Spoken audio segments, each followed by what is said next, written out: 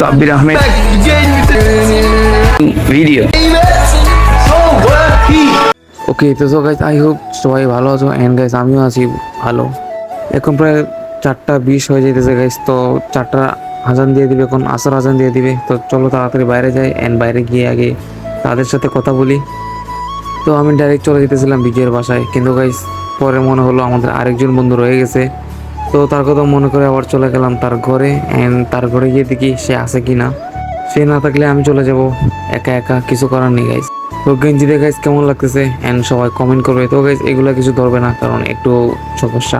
And guys আমি এখানে আসার সাথে সাথেই দেখলাম মানে কি গেট আপ নিয়ে বের হলো গাইস, মানে নতুন সব শার্ট গেঞ্জি প্যান্ট।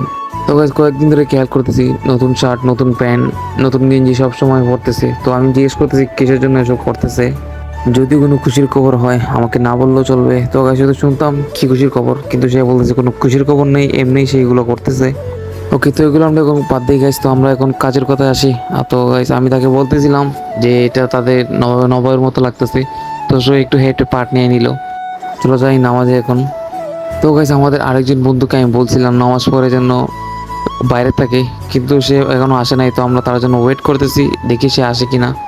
তো অনেকক্ষণ গাইস ওয়েট করতেছি এন্ড বাইরে দাঁড়িয়ে শুধু বাইক দেখতেছি কোনটা ভালো এন্ড অনেক সুন্দর লাগতেছে গাইস সব বাইকই। কিছু করার নেই গাইস, একদিন হবে এন্ড সেই আশাতেই আসি। তো সেটা হলে গাইস অবশ্যই তোমাদের জানাবো এন্ড সবাই বলবে কিভাবে।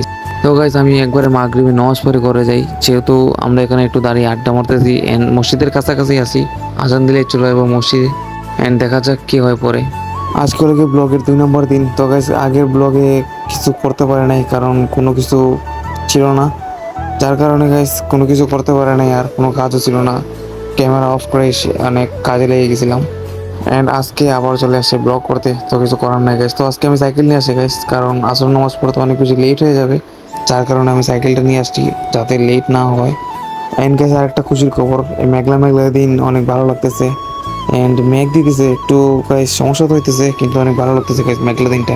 আমরা আসছিলাম একটা পয়েন্টে, তো গাইস এখানে এসে ফেসে গেছি পুরা, মেঘ দিতেছে, যাওয়া যেতেছে না মসজিদে।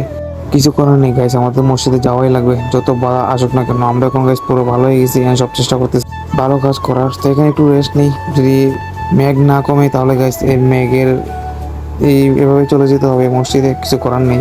এখানে অনেকক্ষণ ধরে ওয়েট করতেছি মেঘ কমার জন্য, কিন্তু কমতেছে না। তো দেখি মেঘ কমে কিনা, মেঘ কমলে চলে যাবো ডাইরেক্ট পুলিশ লাইন মসজিদে।